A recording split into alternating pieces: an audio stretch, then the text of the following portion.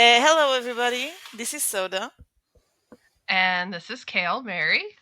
Yeah, and today we are once again here talking about Star Trek. And the topic for today is finding the triumvirate in other shows, in other Star Trek shows.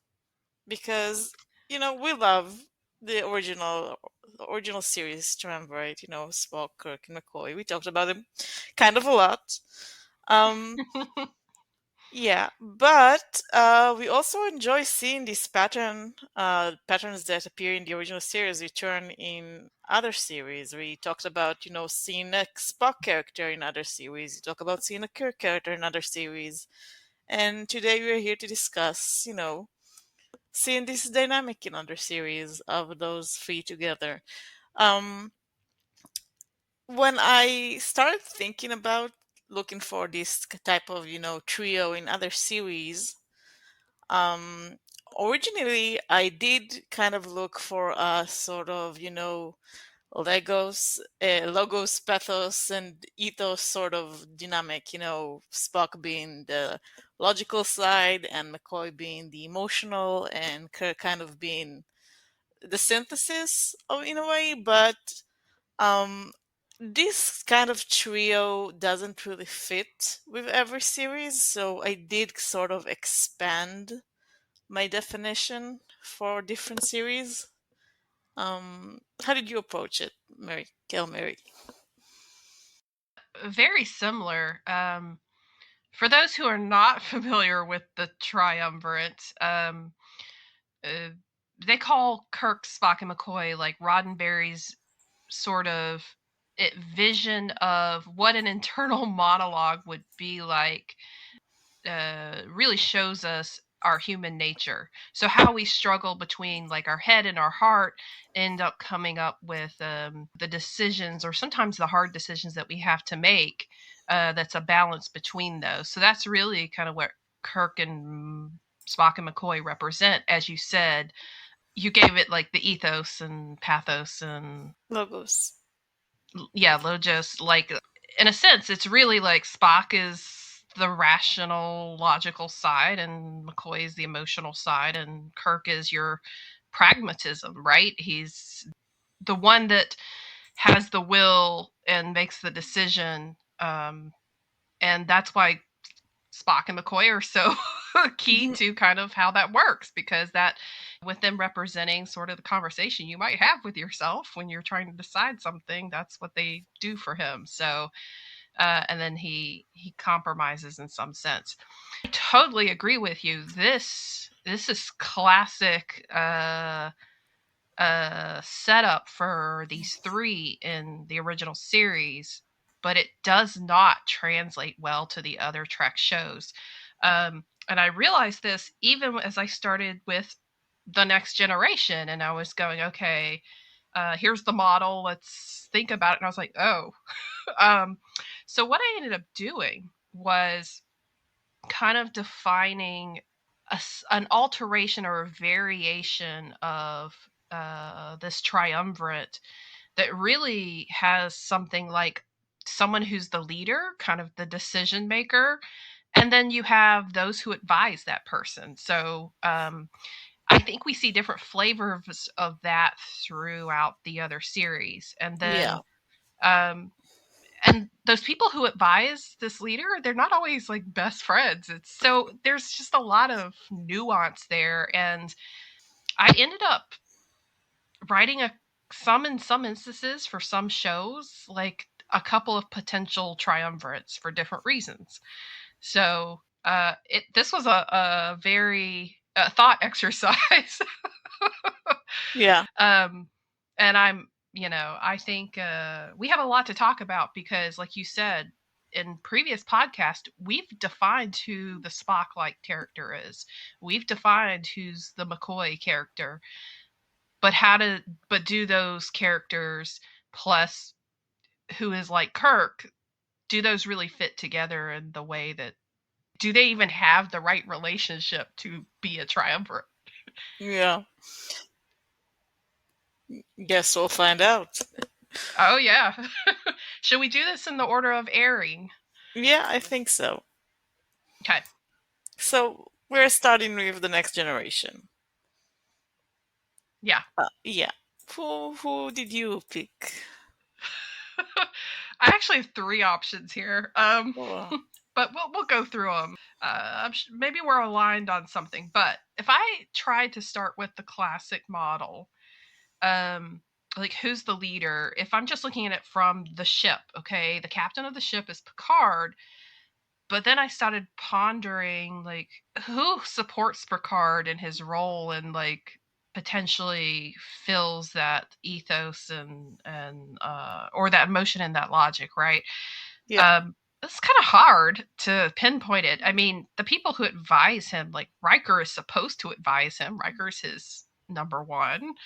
Uh, he gets a lot of advice from Data, but then you have someone like Deanna Troy, who is literally the empath on the ship. Yeah.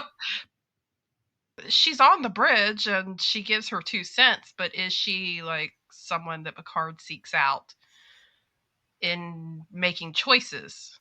If I'm looking at it from, okay, Picard needs his support, who does he really have in his back pocket? It's Riker and Data for me. So what do you think about that? That's not my first pick, mostly because I can't really think of many examples where Riker was like given an advice that is in Mm-hmm. opposition to what Picard wanted to do anyway. Riker is not exactly a yes man, but he's usually like a supportive of Picard in whatever he Right. does. He's not really an advice giver. He doesn't give him a different perspective either, which is, I think, kind of Yeah. the main point. Um, So who would you say with Picard gives him like that other perspective? well, like you said, Data probably, Yeah, Data does. but usually it's kind of besides Data, it kind of differs. Sometimes Crusher sometimes gives him different advice. Sometimes it's an external character like Vash, Right. or Q. But yeah, there isn't really, besides Data, I can't really think of anyone that is like giving him a different perspective on a consistent basis. Right. I think that's the summary there is this is why it was so hard because let me just tell you my model is as I went through the shows, I put okay, potential like triumvirate with the captain. And so I have outlined here every captain ish or captain ish in some Yeah, shows and who potentially could make a triumvirate with that person. So that's why this is on top of my list. It's not my favorite because I'm like I had to stretch to put this together. yeah, I think you're right in that Data is probably the one person Picard takes advice from the most, but they're that's just like a pair of them and not really like 3 of them that balance each other out. yeah, It's really important that like in the dynamic, at least 2 of them tend to have very differing opinions. That ex- is part of what makes up the triumvirate, yeah, exactly. if not more than like different ones of them having different opinions at different times. um so I agree, like with Picard it's very difficult, and I put a slash Deanna on here, but I'm like she doesn't do it that often. Yeah, Deanna is, yeah, Data was the one that I was sure about in connection with Picard, so the other 2 I had like maybe question mark. And then I took it down a level and I'm like, well, if they're going on missions, Riker goes on a lot of missions, and usually he's got Data. yeah. By the time of the next generation, the captain isn't really out on missions a lot. Oh, Yeah, this is yeah exactly. And so Riker's kind of in charge on the ground because of his rank, and usually Data and Worf are with him and in some capacity helping steer him in that direction. But that one doesn't feel good to me either. yeah, So I'm still not sure because then the only other person that Riker has a fairly, I won't call it stable, but a fairly consistent. consistent relationship with is Troy. Yeah, I'm saying this because I think I'm getting what you're getting at. Yeah. Yeah, I because that's also kind of the conclusion I arrived at because honestly, it's we talked about like who's the Spock of the next generation, who's the Kirk of the next generation, and they actually in the next generation they kind of fit the model. Riker is very similar to Kirk in many ways. Yes. I think we've discussed it before, and Worf is very similar to Spock in Is many mhm. ways. And well, the McCoy of the show is sort of Deanna Troy, and Riker Mhm. does have consistent interactions with both Worf and and Deanna, and they both give him different perspective. You know, Deanna is the more emotional one; she's an empath. Um, she has, a different perspective on things, and Worf is both a Klingon and also the security chief. Um, and they usually give him, different advice depending on the situation, and he usually, finds the middle way between them. Yeah.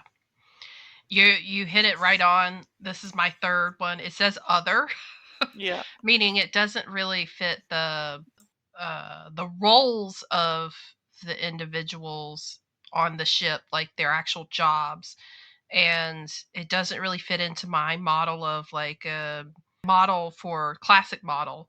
But I put other, and I put Riker, Worf, and Troy for all the points that you just laid out. yeah, This was a struggle for me, only in that we ended up with what we thought was like the characters that fit the Kirk, Spock, McCoy roles, and they tend to have a relationship together. So that worked out. But I'm going to tell you, like, it gets more difficult from here yeah. I think for there's only me. one other show that was this easy. The rest was pretty Yes, difficult. Yeah, I agree. I am totally aligned with you on this. And the one note I did make, and why it was so hard for me to find anybody to put with Picard, is because Picard is like not personally close to most of his crew. that's true. He's very professional in his approach to his crew. Yeah, very, Yeah, very professional. yeah. Yeah, next generation. One quick question though, just your opinion. When do you think you really start to see this dynamic between Riker, Worf, and Troy? Like what season? Um, that's a difficult question. I didn't feel it in the first two. Yeah, no, I mean, Worf wasn't really Worf in the first two seasons. Yeah. I guess afterwards, starting around season maybe 4 or 5. I mean, toward the end, because toward the end, Mm-hmm. I think in the first two seasons, they kind of put an emphasis on the Riker and Troy relationship, and it started petering out, and we see more of an emphasis on Riker and Worf as friends. And toward the end, kind of we get the return of Riker and Troy again, and then Yeah. eventually Worf and Troy too for some reason. um, but yeah, I think maybe toward season 5 onward, something like that. Mm-hmm. So let's move on to Deep Space Nine. That was hard. This one was very hard because Deep Space Nine has a lot of well-developed characters and a lot of interesting dynamics, but it's hard to find like a trio in there. Yeah. It's a very large ensemble, Yeah. and there are many of those characters that work well in pairs. But I agree. The trio, I struggled with this one. I have only one suggestion, and that's it. I have two suggestions actually, but Great. right, but let's hear you out. No, I want to hear yours because mine is probably on your list. Interesting. Okay, so the first one is I think the only set of characters that you can really say is a trio that generally sticks together, and they're not all main characters, but they are Hmm. characters that sit together. Um, Quark, Rom, and Nog. As we said at the beginning, it's not usually like logic and emotion and the path Hmm. between them. In this case, it's more like Quark represents the old Ferengi values, kind of the old world, and Rom is more open to the rest of the intergalactic society, and he wants Nog to move beyond that. And Nog is kind of in the middle between that, because he does preserve some Ferengi cultural aspects that Rom isn't really doing. Like, Nog is Mm-hmm. really good at bartering and making deals, but he's also the first Ferengi to join Starfleet, because he wants to be more than his uncle and his father. So he does kind of Mm-hmm. take the middle path, and he has those two giving him advice. Um, but he also makes his own way in the world, in the universe, really. I'm going to be frank. I didn't consider this because I wasn't considering like all secondary characters as a potential. So I love it. When you explain it the way you do, it makes great sense that they're a balance of three personalities and what they bring to the table. Yeah. So, um, I think maybe the second one is more what you picked, because I also did what you did in the Next Generation. I thought, well, we have the captain, which is, in this case, it's Cisco. Mm-hmm. And he does have a character of like an old friend that advises him. This time it's Dax. Yep. I think most, Jadzia Dax. yeah, Jadzia Dax more than Ezri. Yeah. Ezri was more like interacting more often with Worf than with Cisco. So yeah, Jadzia Dax is a very close friend of Cisco. And then I thought, well, who's countering Jadzia? And honestly, it was also very obvious. Cisco was assigned a Bajoran liaison, who was also his Mm-hmm. second in command, and that was Kira Nerys. And they do kind of offer counter advice, not exactly, not much like in Quark and Rom and Nog situation, not exactly in the logic and emotion sort of way, but like Jadzia represents, the Federation, because Dax is, has been part of the Federation for hundreds of years, and Kira represents Bajor, Right. and she's not even sure if she wants Bajor to join the Federation. She mostly just kind of wants, a protection from the Cardassians. So she represents the local, and Yeah. Jadzia represents the Federation, and Cisco is there to mediate the both of them, and make the choices that is going to benefit everybody. Right. Yeah, This is what I picked. yeah, I had one kind of flavor that was, well, the captain, the leader, the long term friend. In Dax's case, I don't know that she gives him like a lot of professional advice, but she certainly gives him personal advice. yeah, Um, and then I had the other role as sort of the outsider, the one that represents another set of interests, and that is Kira. Between the three of them, it's required to, as you put it, balance out the situation is part of their mission. yeah. That's the only thing I had. I, I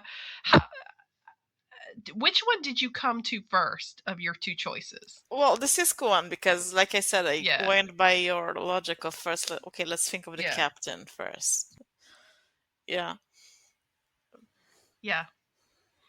I'm glad you kept thinking about it because I really like your other. Mm, So I wrote yeah. it down. In other words, Deep Space Nine is a really tough one because it's not built for this kind of trio model in the way that the characters interact and just the diversity of ensemble that we have. Yeah. So a lot of things going on. So maybe we should move on to Yeah. Voyager. Voyager. Okay. Oh, So what did you have on Voyager? I have two. I Both I of could only them. find one on Voyager, so yeah, let's hear Wow. that. Well, Yeah, maybe I'm reaching on one of them. Janeway's, traditional method. She's the captain, the leader. yeah, Well, okay. I have one that I like better than the other. Janeway's in both of them, so I'll just say that. I'm looking at it from Janeway's kind of a staple in both of these. okay. And I hate to see you're not going to like this. Okay, so if Janeway has someone who is probably advising her, is like, close to her, there's really two candidates here. I was like, okay, there's Tuvok. Yeah. Tuvok is pretty sound as a confidant. And then, ironically, there's someone who is advising Janeway, but is a little different, and that's the Doctor. Hmm. What do you think about that? That's interesting because I mean, He's not so much of an advisor as he is. He's very much like Seven. Seven is the other person hmm that I kind of put into the realm of like who works as sort of a sounding board for Janeway, and or brings some of potentially what is that logic and or that emotion or that humanism to the mix. And so I've got Janeway, and then I've got uh three candidates: Tuvok, Seven, and the Doctor. yeah, the Doctor is less advising, but he's confrontational. He does bring like a different perspective, but not because Janeway asks him. He just kind of gives it. Yeah. Yeah, he gives another perspective, but there is a flavor I have here. I wrote sort of like an adversarial role, Yeah. and there's going to be some of that here. Yeah. So a challenging role, maybe adversary's a little strong. I mean, they are all working on the same ship. Yeah. And then there is what we should be considering, which is number one, Chakotay. Yeah. Let's just say I spun the wheel a little bit, and I came up with okay, we have Janeway, 7 of 9, who is very much like the Spock character. Yeah. Um, and then we have the Doctor, who's very much of the differing opinion. That's true. So I have a Janeway, 7 of 9, and Mhm. Doctor trio. What do you think about that? The thing is, I feel like the Doctor is more of an advisor to 7 of 9 than to Janeway. He does have some Okay. interesting interactions with Janeway, but I feel like most of his like advice goes to 7 of 9. Um, So maybe, well, I mean, we have kind of talked about this, but maybe there's more of that McCoy Spock dynamic there. I'm thinking, we tend to think about like the Kirk character, the captain character is the sort of the focal point who gets advice. But if Mm-hmm. you think about it, both Janeway and the Doctor give advice to 7 of 9. Yep. She's the Spock character, but she's also kind of the middleman. The Doctor really always pushes her, to make friends and explore romance and stuff like that. And Janeway is usually more of like, you know, kind of more of a professional sort of mentor. She is, and she has the experience that 7 of 9 does not. Yeah, We said, 7 of 9 is Spock character and the outsider and the person looking to figure out who they are. Um, and so I think from the way that you're talking about it, like 7 of 9 does rely on both Janeway and Doctor to help her. But 7 of 9 yeah, is also not like the leader. yeah. So that's where it kind of breaks down. So you can see I'm go Well, like we said, I mean, the previous example that I gave of Quark, Yeah. Rom, and Nog, none of them is a leader of something. Yeah. I mean, I don't think it's necessary exactly. I think long story short is I like Janeway, Seven of Nine, and the Doctor as a trio, but I had a really hard time fitting them into the different variations of the roles that I came up with. Yeah, I mean, I agree with you because that's also not the trio that I came up with. Now, if I think about it with like Janeway and Tuvok, I'm like, okay, I get there. I think that's a good dynamic. But then I'm left with a question mark on who kind of finishes out that balance. And I'm not a fan of putting Chakotay in there. I'm not a fan either of Chakotay in general. But I also can't think of anybody else that Right. fits that role. So my other one was Janeway, Chakotay, and Tuvok. Yeah, that's the one I came to also. Um, Yeah, yeah, it was rough. it was rough. I think, like I said, I feel like there is something more with Seven, the Doctor, and Janeway, but like you said, it's hard to articulate exactly their dynamic. My logic is very convoluted, but I was trying to go with like my gut Yeah, but then I was trying to articulate why, and it's like, well, is it this or is it this? What is it that's happening here? Um, I think maybe Janeway, Chakotay, and Tuvok were meant to be, if there was intended to be a trio, that maybe like that's the more traditional. I just don't like it that much. yeah. But I resonate more with Janeway, Seven of Nine, and the Doctor. Yeah, I think it's because after Seven kind of joins the cast, she sort of becomes the main character. So most characters kind of turn to be her advisors in some Hmm. capacity. And Janeway is the one that interacts with her the most, I'm pretty sure.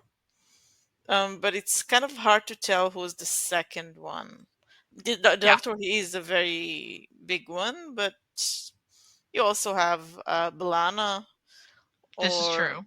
yeah, I don't know. It's very hard because it's like it still doesn't feel fully balanced. It's like, what do you say about Janeway and B'Elanna?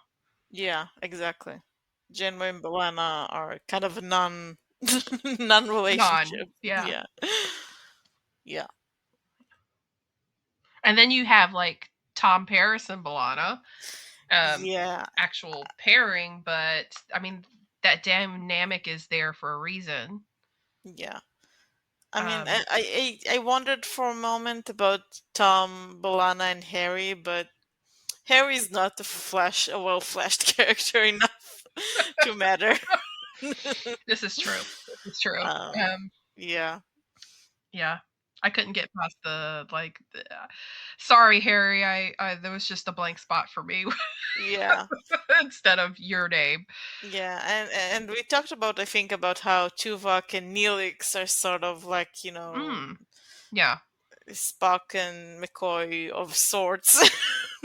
I did think about that. I did think about But Neelix and Tuvok. I cannot think of Kirk for them.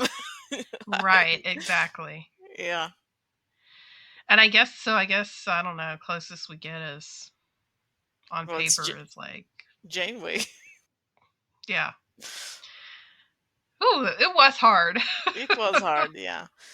But yeah, I think if we go on paper, Janeway, Chakotay, and Tuvok are like Yeah. classic, but they don't interact all that much in the show. Hmm. No, it's only like when Janeway's in like serious, serious trouble do we get Chakotay moving. Yeah. And Janeway, Seven, and the Doctor they interact much more often, but they don't Yeah. really fit the mold. Yeah, Yeah. yeah. Reoccurring theme, kind of in the shows that we've talked about so far. It's there's no like perfect fit here.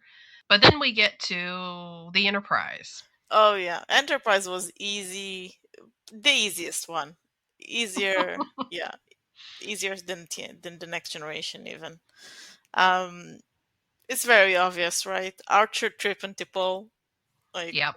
yeah, there's no one else basically. The cast is very small, and it I feel like it's very intentionally harkening back to the original series. It totally is. I mean, Yeah, you've got your like you've got your captain, and he's got his like kind of cowboyish best friend. yeah, You've got her, and you've got the true outsider to pull, who is yeah, also a Vulcan. yeah. Basically, yeah. Yeah. When I was thinking about it, T'Pol also kind of fits as the dedicated adversary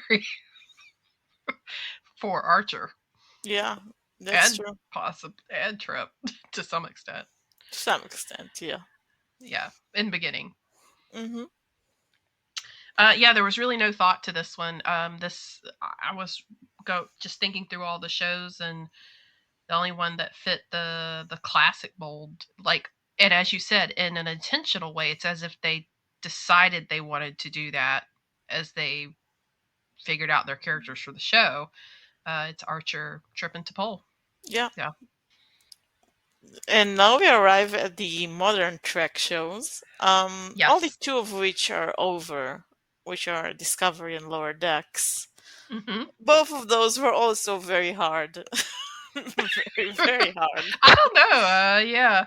Let's start with. I mean, well, Discovery was hard for me, very hard. I have a lot of blanks here. Yeah. Did you find something for Discovery? Okay. Oh, great question.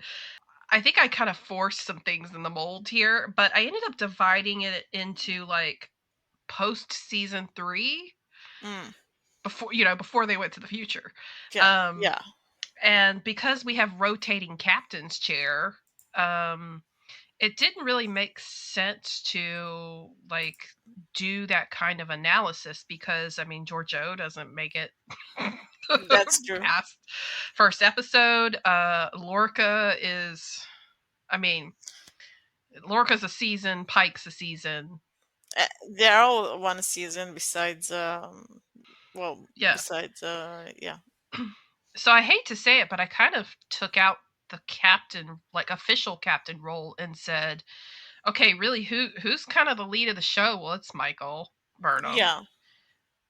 And then, so who is good with Michael and potentially like good as a trio? I got comfortable with the pairs. We've talked about this before. Like Michael and Saru are like each other's confidants. Yeah, they're classic. They're classic. But then you have in post season 3, right? Book comes along, and Book is let's say sort of a differing opinion to Michael, even though he ends up going along with their plans a lot of the time. Yeah. But before season 3, we also have Evil Giorgio. Yes, and then we have Egil Giorgio, who is very staunchly telling Michael all the time what she should or should not be doing, and that's a terrible idea, and brings a lot of ego to it. But the problem is, Mirrorverse Giorgio is a loner. Yeah. The only person she deigns to be close to, really, is Michael, and so there is nobody allowed to be the third in that party. That's true. So the closest I got was that there's really not a good set in the first 3 seasons. And then in post season 3, if you just look as Michael now in her leader role, right? Yeah. She listens to Book and she listens to Saru. Those are the two sources she needs as her like advisors. She trusts them both the most. Now, Tilly to an extent, but I don't Tilly goes off and does her own thing and I just don't see. The problem for me is that Saru and Book don't usually have that very different perspectives. Exactly, which is why it doesn't feel balanced. Yeah. But at least gives me like it's the triangle missing one leg, so it's not a triangle. Yeah. This one was hard. This is why I'm like I have what helps, what balances Michael, but I don't have like what is a trio partner unless we even take Michael out of it and start looking at the other supporting characters. That's what I did because, like you said, I Yes. couldn't really find a trio with Michael because because she doesn't have really this sort of three-way balanced relationship. Right. Um, Once again, I did find a different trio, a family trio. Again, I would like to present to you Stamets, Colbert, and Adira. Actually, I was thinking about that. Yeah. Yeah. I the only thing that I the only thing that kind of threw me off a little bit was Adira, but so I'd love to hear why you think that works. Well, I think because it's sort of similar to the Nog situation. Stamets and Colbert kind of take Adira as their protege.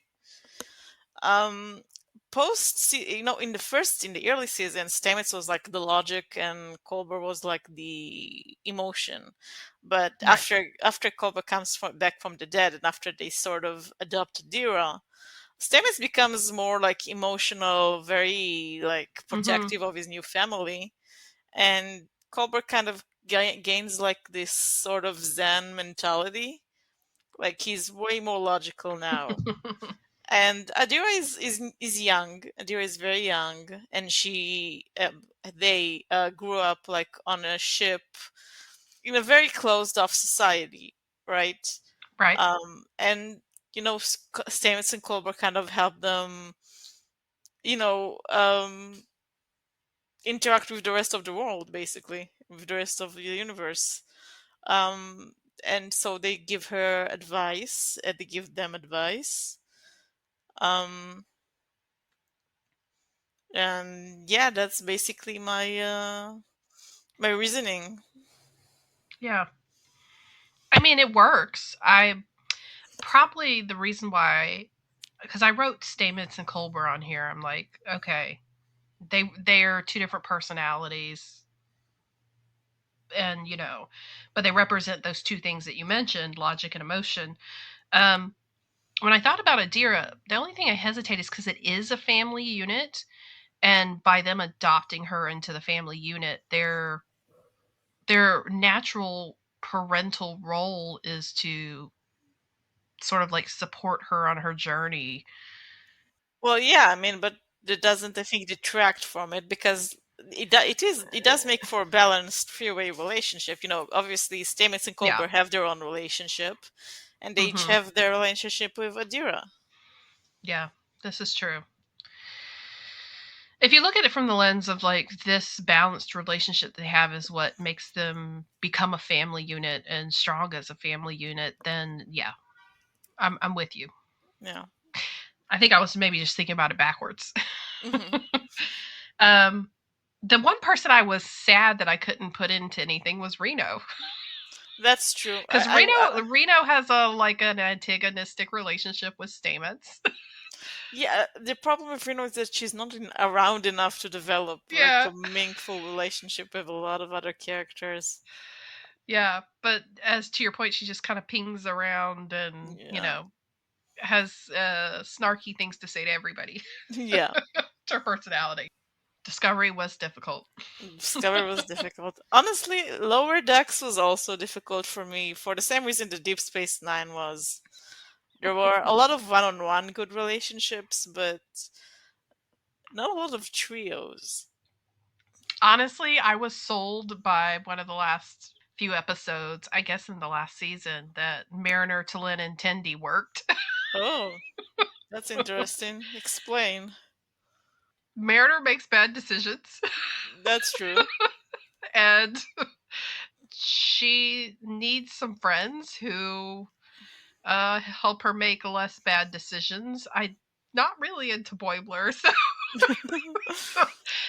She is close to T'Lyn, and T'Lyn is very cool headed, obviously. I mean, it's Yeah. Vulcan. If anybody's going to bring some heightened emotion to the relationship, it's going to be Tendi, because Tendi is quite emotional Well, yeah. about everything. And there was that brief, like, on Tendy's side, there was that kind of brief adversarial relationship with Talin. But I feel like if the show continued on, maybe there would be a real good girl power team, and they could work. I can see that, but yeah, I feel like yeah, it wasn't really that developed to arrive at that because I don't really feel like there's, a very defined relationship between Tandy and Mariner. Like they're friends, they're on friendly terms, but they don't really like I don't know, they don't really clash or anything like that. Well, right, because Mariner is with Boimler, like friendly, like that's her quote best friend or whatever. Yeah, And then Tandy's best friend is Rutherford. But the problem with those are because they're split into those pairs, it becomes really difficult to see like who's the third person who fits there. yeah. So after I just kind of threw on my Mariner, Talin, and Tendy as like a future potential, Mm-hmm. I moved on to the actual senior bridge crew, and then I got stuck because Freeman has senior officers. Does she really use those senior officers to give her a lot of advice? Yeah, not usually. No. I got really stuck when I tried to look at the other characters other than the lower deckers. Yeah. What are your thoughts? So I did kind of did what you did, went to the senior bridge, and I did actually, as I said before, when I thought about, we're moving the obvious focal point, I kind of made it work because I Mm, do think Freeman is involved, but I think actually the focal point is Boimler. Um, because he has Mariner on one hand as his best friend, who's, as you said, makes bad choices, and you have Captain Freeman on the other hand, who's his captain, who's kind of his mentor in the command path. And yeah. Mariner and Freeman obviously have their own interactions, and they do clash a lot. And Boimler, is trying to be the best officer he can be. And he kind of has to take advice from both of them and make the best choice. I'm going to give you some applause for this one. So I really like how you're thinking outside the box here, because in the context you mentioned, it does work. For me personally, I wasn't giving Boimler the limelight, so. Yeah, But you're right. If we think about it from his growth on his in his career, and they're probably the two most influential because Boimler obviously wants to do everything to impress his captain. yeah, He's got Mariner, who's his best friend, but they get into a lot of things together. She does yeah, challenge him, though. She's always telling him to be a little yeah. like That's the thing. She makes some. less of a She stick in makes the some. mud. Yeah, she makes some bad choices, but she's resourceful. She's creative. She's not all bad. She's not like the bad side. I have to say, the joke of the party though is Ransom. That's true.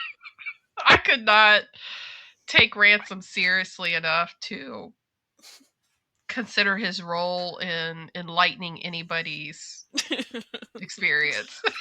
Yeah, Even if technically Boimler is trying to impress Ransom also. that's true. Yeah. So I really wanted Dr. Tiana in something, but I mean, the only thing she's got going on was Shax. Well, and Tandy too. That's it. Yeah. Yeah, that's a good one. That's a good one. So to Freeman, Boimler, and Mariner, if you think about it that way. Yeah. Some deep thinking here. I'm Yeah. proud of us.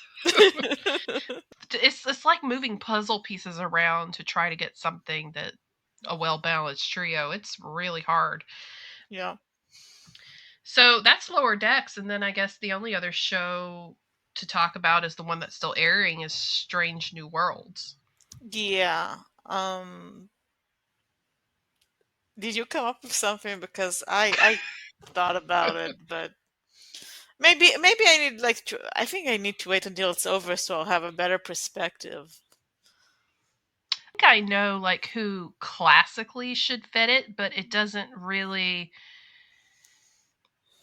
work because let's take Pike as the captain. Pike listens to everybody's input. Yeah, that's true. Pike is that kind of captain.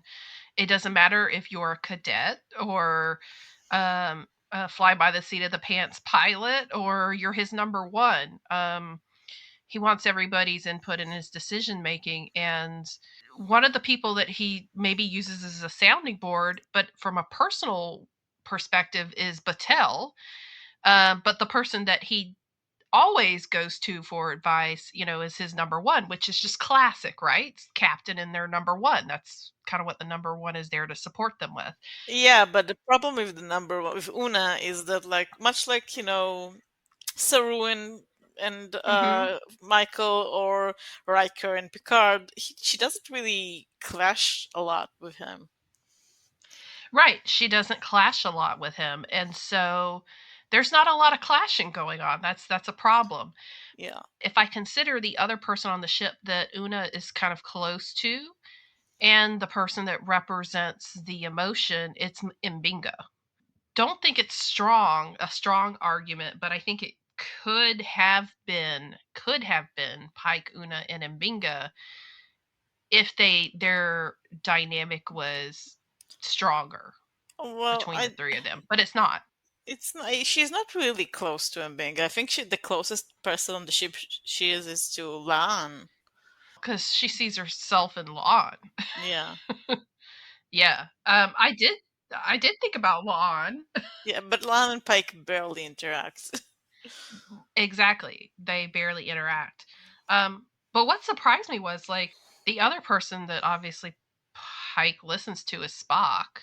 But Spock's too busy with his personal Yeah. relationships to be really antagonistic with anybody. The only person he kind of has that with at times could have been La'an, but he and La'an go on to smooth out their relationship in a sense. Yeah. So I put Spock and La'an, but I'm like, there's a question mark on a third. So, and I have Pike and Spock and a question mark, and then I had Pike and Una, and I was like, okay, well, in a perfect world, they would have done something with a potential trio and had Mbinga in there because Mbinga is, in a sense, kind of like Uhura. Between the two of them, I think they represent like the humanism Mm. in the show. But it's early days technically, even though it's Yeah. been 3 seasons. I had a hard time with Spock and anyone else because it was just too personal or Yeah. rocky. Like if you considered Spock and Chapel, my conclusion that I wrote here was I had all these like could be's, and then I had a bunch of pairings, and I didn't really have a solid triumvirate. Yeah. I couldn't think of any because as I Yeah. said, I think I need a back, a looking back perspective after it's over to really Hmm. see one. Because there isn't an obvious one. In Enterprise, if we were watching Enterprise, by the third season it was also by the first season it was obvious who the main Yeah, trio is. But this is a more complicated sort of show. I agree. I think it's because there is a lot of focus on two of the characters at one time. Yeah. Again, just two characters in a relationship, friendship, romantic relationship, whatever, mentor mentee relationship. There's a lot of that, but there's no trio. Yeah. I'm still once I put some thought into it, I'm still kind of like, man, I wish they could have done something with Mbinga. Well, yeah, But but he's not long lived for the show, so yeah. in the role that he's in after Strange New Worlds is what I mean. Yeah. So nothing for Strange New Worlds. I didn't do Picard, by the way.